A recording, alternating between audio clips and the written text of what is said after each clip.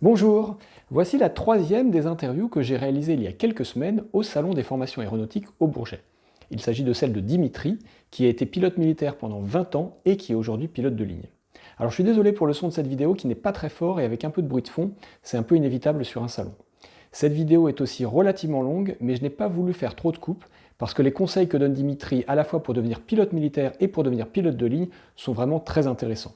Alors si une de ces deux carrières vous intéresse, je vous conseille vraiment de la regarder jusqu'au bout. Et si ce n'est pas déjà fait, n'oubliez pas de vous abonner. Alors nous sommes au Salon des formations aéronautiques et je suis avec Dimitri. Bonjour Dimitri. Bonjour Olivier. Alors est-ce que déjà tu peux commencer par te présenter? Eh bien, Dimitri Benac, j'ai 48 ans, 4 enfants, marié et je suis aujourd'hui pilote de ligne. D'accord. Alors quel est ton parcours aéronautique? Un peu atypique comme chacun d'entre nous. Mon parcours aéronautique, beaucoup de passion, donc dès l'âge de 15 ans, quelques baptêmes, éventuellement un peu d'ULM au départ, j'ai eu la chance de faire ça. Et puis très vite, j'ai passé mon PPL à l'âge de 17 ans, 18 ans, j'ai dû avoir mon PPL, je pense, quelques heures de vol éventuellement. Et puis un beau jour, j'ai rencontré par hasard quelqu'un qui m'a dit qu'avec un simple bac, on pouvait tenter les concours dans les armées, dans les 3 armées françaises. Et le militaire m'attirait. J'ai tenté les concours, je suis rentré dans l'armée de l'air, je voulais faire du transat. C'est un avion qui m'avait passionné, je voulais faire du transat, j'ai réussi à faire du transat, donc j'ai fait 20 ans d'armée. Transat au départ, j'ai un peu d'instruction, retour en école de début, instruction, et puis j'ai eu la chance de pouvoir rentrer à l'Esterel, qui est un escadron de l'armée de l'air qui est équipé d'Airbus, une flotte d'Airbus qui permet de projeter un peu les forces partout dans le monde. J'ai fini là en 2011. Je suis parti à un moment donné où la conjoncture n'était pas très bonne en Europe. Il a fallu que je m'exilie un peu et je suis parti donc travailler sur 340 à l'époque, faire du long courrier, un peu partout dans le monde. Il y a des compagnies qui... iFly entre autres, c'est une compagnie qui fait de la mise à disposition d'avions avec équipage pour les autres compagnies. Donc très intéressant professionnellement parce qu'envoyé pendant 20 jours en Australie, au Mexique, en Finlande, partout des missions sans cesse variées. Très intéressant. J'ai continué par la suite sur Madagascar, la Thaïlande, et puis un beau jour, la conjoncture a fait que j'ai pu revenir sur l'Europe. Je suis rentré chez EasyJet, 2 années à Lisbonne, et puis là depuis 2 ans à Paris, rebasé à Roissy. Donc revenu aux sources, revenu à la maison, tous les soirs à la maison, excellent. Alors donc du coup, comme un certain nombre de pilotes de ligne, tu as été militaire avant, et on entend souvent des jeunes ou des gens qui se disent je vais commencer par l'armée pour être pilote parce que l'avantage c'est que ça coûte pas cher et après je vais devenir pilote de ligne. Comment tu réagis par rapport à ce genre de discours qui n'est peut-être pas forcément adapté à la réalité? La question effectivement revient souvent et je comprends parfaitement les parents qui c'est quand même un souci de devoir sortir entre 70 et 120 000 euros pour une formation de pilote. On pourra en reparler éventuellement par la suite. En revanche, sur cette question, ce que je réponds systématiquement, c'est qu'on n'est pas pilote militaire, on est militaire pilote. Si on ne veut pas intégrer l'armée, si on ne veut pas avoir les contraintes de l'armée, il ne faut surtout pas rentrer dans l'armée et essayer de bénéficier d'une formation. On risque d'être malheureux, ce serait complètement dommage. En revanche, celui qui est attiré par le milieu militaire, c'est formidable. Formidable pourquoi? Parce qu'on fera dans l'armée des choses qu'on ne peut absolument pas faire dans le civil. Alors, à l'image d'un pilote de chasse, bien évidemment, il n'y a pas d'avion de chasse dans le civil. Mais même dans le transport, puisque moi j'étais dans le transport, on utilise les avions d'une certaine manière, on fait des missions de jour, de nuit, si on parle un peu de tactique, beaucoup d'aéroportages, on va se poser en plein cœur de l'Afrique pour ravitailler des troupes, amener le courrier, il reçoit le courrier une fois par semaine, c'est une chose qui est fantastique, on est ici. Des évacuations sanitaires, pareil, en plein cœur de l'Afrique, sur un terrain très sommaire avec un simple éclairage pour pouvoir évacuer quelqu'un en urgence. Ce genre de choses que on peut difficilement faire dans le civil. Il y a fort heureusement des petites compagnies aériennes qui font ce genre de choses, mais c'est le quotidien entre guillemets du militaire pilote. Alors, comme toi, j'ai fait moi un bac ES, donc un bac économique, donc ça c'est important de le répéter, qu'il n'y a pas besoin d'être super bon en maths pour être pilote de ligne. Si on l'est, tant mieux, ça aide, mais il n'y a pas besoin. Quelles sont pour toi les autres qualités nécessaires et importantes pour faire ce métier de pilote de ligne? Le premier, c'est la passion. Oui. Le premier, c'est la passion, parce qu'avec la passion, on absorbera tout. Et avec la passion, on saura se former justement à toutes les qualités nécessaires. Alors on revient sur le niveau mathématique, le bac ES, le fameux, celui qui m'a quand même créé du tort à l'époque, parce que ça a vraiment cassé mon rêve. Non, effectivement, on n'a pas besoin d'avoir un niveau en mathématiques, mais ça tu le sais toi-même aussi. Les basiques. Peut-être un esprit, peut-être de la vision en 3 dimensions, des choses comme ça. Enfin, on pourrait l'expliquer, peut-être ça. Là, on va parler un peu plus de l'anglais éventuellement. C'est pareil, l'anglais, moi j'avais un niveau plus que scolaire. J'ai passé mon bac anglais, donc c'était uniquement de l'écrit. Il y avait très peu de pratique orale.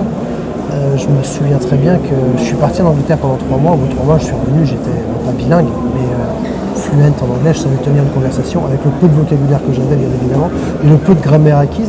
Mais en tout cas, je tenais une conversation, je m'étais travaillé l'oreille, les expressions, ainsi de suite. Et l'anglais aéronautique, c'est quoi? C'est derrière, c'est beaucoup de vocabulaire aéronautique qu'on va acquérir par la suite, sans aucun souci. Mais ça c'est important à dire, je crois qu'il y a beaucoup de Français qui ne sont pas forcément très bons naturellement en anglais, mais en travaillant un petit peu et en ayant la motivation de le faire, c'est tout à fait faisable d'acquérir un niveau suffisant pour faire ce métier. Je pense que l'immersion, 3 mois d'immersion, moi j'ai juste fait 3 mois, alors celui qui a la chance de pouvoir en faire 6, aller travailler quelque part, avec un peu plus d'argent effectivement intégrer une école pour étrangers, directement sur place, même travailler juste à mi-temps, prendre des cours le matin, faire du sport l'après-midi, ou quelqu'un qui voudrait travailler sur place comme serveur, ça se fait beaucoup, pour pouvoir financer justement son voyage. 6 mois après, au moins, on est fluent sans aucun souci. Le gros intérêt, il va se porter par la suite.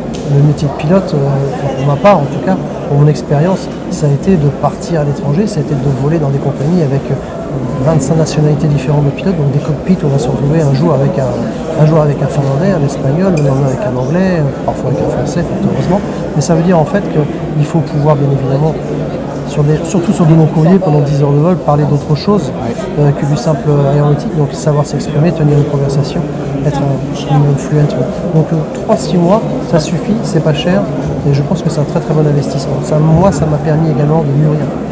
Mûrir parce que 17 ans, sorti du bac, c'est pas forcément évident de rentrer dans une école, d'emmagasiner tout ça, et puis derrière d'avoir les responsabilités de pilote. Donc 6 mois de mûrissement, ça me fait du bien, je pense. Alors comme tu le disais, dans ce métier, on est amené à voler avec beaucoup de gens différents, de nationalités différentes, de caractères différents. Donc il faut avoir des qualités humaines pour être capable de s'adapter à la personnalité de la personne qu'on aura en face de nous. Et d'une manière générale, les qualités humaines sont extrêmement importantes puisque c'est beaucoup là-dessus que les compagnies vont faire leur sélection. Quelles sont pour toi les principales qualités humaines qui sont importantes pour travailler en équipage, en tant que pilote de ligne? Tu l'as bien dit, d'une part pour travailler, on est amené à travailler en équipage très rapidement. Pilote de ligne, bien évidemment, on travaille en équipage, on travaille au moins à 2. Ça veut dire que ce relationnel-là, mais c'est le relationnel de la vie de tous les jours, mais ça pourrait se travailler, effectivement en partant d'Angleterre pendant 3 mois, 6 mois, en allant faire du service ou travailler dans le McDo à faire du service, ainsi de suite. Ce relationnel-là, bien évidemment, il servira toujours, ça va de soi. La deuxième chose dont tu parles, c'est surtout pour les entrées en compagnie. Les entrées en compagnie, de plus en plus, ont des tests, outre les tests au simulateur, les tests psychologiques et ainsi de suite, ont beaucoup l'entretien de groupe par exemple. On va juger le comportement de la personne. Ce qu'on va rechercher, c'est quoi? C'est en fait, dans les qualités d'un pilote, c'est quelqu'un qui va savoir se tenir, qui va savoir porter un uniforme, entre autres, pour respecter celui de la compagnie, qui va être représentant en fait de la compagnie. Et à terme, cette personne qu'on embauche comme copilote, officier pilote de ligne en tout cas, par la suite devra devenir commandant. Donc il faudra lui pouvoir avoir quelqu'un qui a les aptitudes bien sûr humaines, responsables, pour pouvoir lui confier le rôle de la compagnie, qui soit représentant de la compagnie. C'est quelque chose qu'il faudra travailler assez rapidement dès le départ. C'est comme ça qu'en fait, très souvent, la différence sera faite dans une embauche, je pense. Absolument. Alors le métier de pilote de ligne, comme beaucoup de métiers, il a des avantages et il a des inconvénients. Pour toi, quels sont les principaux avantages et inconvénients de ce métier? Alors comme dans tout métier d'ailleurs, oui, malheureusement il y a des avantages et des inconvénients. Moi, mon principal avantage, c'est que je vis de ma passion. Oui. C'est très important, c'est pas donné à tout le monde. Oui, c'est formidable parce que si je prends le cas d'EasyJet, je peux très bien être amené à travailler 5 jours en heure lise, en partant tôt le matin. Ça peut être 5 jours d'affilée à se lever à 3h du matin. Le 5e jour, Oui. il est dur. Le réveil est très très dur. Mais bon, au bout de 5-10 minutes, les yeux ouverts, sous la douche, on commence à simplement penser à aller travailler, à l'environnement dans lequel on va aller, et simplement savoir qu'on va pouvoir voler. Donc oui, on a le sourire, on retrouve très très vite le sourire. Donc ça, le principal avantage, c'est de travailler et de vivre de sa passion. Les autres avantages, pour ma part, on a un métier où on apprend tous les jours, on accumule de l'expérience, on accumule des qualifications, et plus on en a, plus on est vendable sur le marché. Et en étant bien vendable, on peut aller travailler partout. Et on n'est pas obligé de se cantonner simplement à l'environnement français, on peut aller travailler dans le monde entier. Ça permet de changer, ça permet de faire différentes choses. Moi, j'ai eu la principale chance, effectivement, c'est de faire 20 ans d'armée et une carrière civile derrière, donc 2 carrières en une, entre guillemets.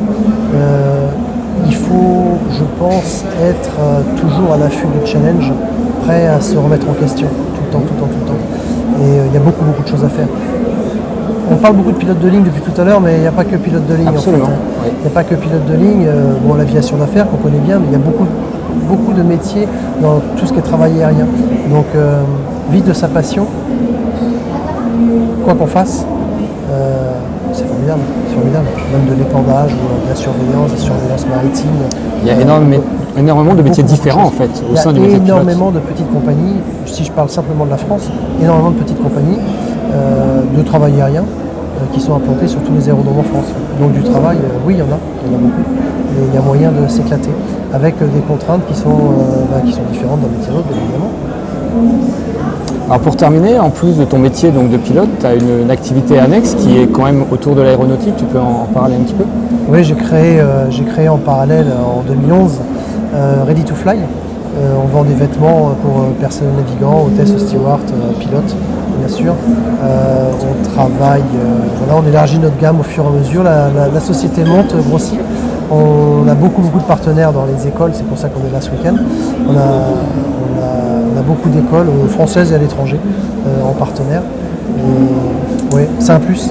C'est un plus et c'est quelque chose qui prend beaucoup de temps, bien évidemment, beaucoup d'énergie, mais quelque chose qui est indispensable parce que c'est très créateur. Contrairement, j'ai envie de dire presque contrairement au métier de pilote, Oui. qui lui est un métier d'application de procédure. Absolument. Ouais. On reste l'humain face à la machine, on est là pour prévoir l'imprévisible bien évidemment, donc bien évidemment pour réfléchir un minimum, mais en tout cas on n'est pas là pour innover, pour essayer de créer quoi que ce soit. C'est vrai. Il y a des gens qui sont payés pour ça, pour créer des procédures, on est là pour les appliquer. C'est ça. Donc Ready to Fly, oui, c'est je crée mes propres procédures à côté. Et j'avoue que c'est super intéressant. Très intéressant humainement aussi parce que ça m'a permis de découvrir tout ce monde de l'aérien qu'il y a autour. Il n'y a pas que justement les compagnies aériennes, on a énormément de clients dans tous les domaines. De pouvoir discuter avec eux, d'aller à leur rencontre, de voir leurs conditions de travail, pour adapter les vêtements bien évidemment aussi, mais rencontrer beaucoup de gens. Et puis bien évidemment en amont aussi rencontrer plein de fournisseurs parce qu'on travaille directement avec les usines. Donc rencontrer tous ces fournisseurs, voir dans quelles conditions sont faits les vêtements et ultra intéressant. Toujours ce rapport humain mais qui est propre pratiquement à tous les pilotes en fait. Je pense qu'on a tous un contact assez facile. Dès qu'on travaille en équipage, on sait avoir un contact relativement facile et pouvoir discuter de tout. C'est vrai. Merci Il nous Dimitri. faut en tout cas. Merci. Merci Olivier, bon courage.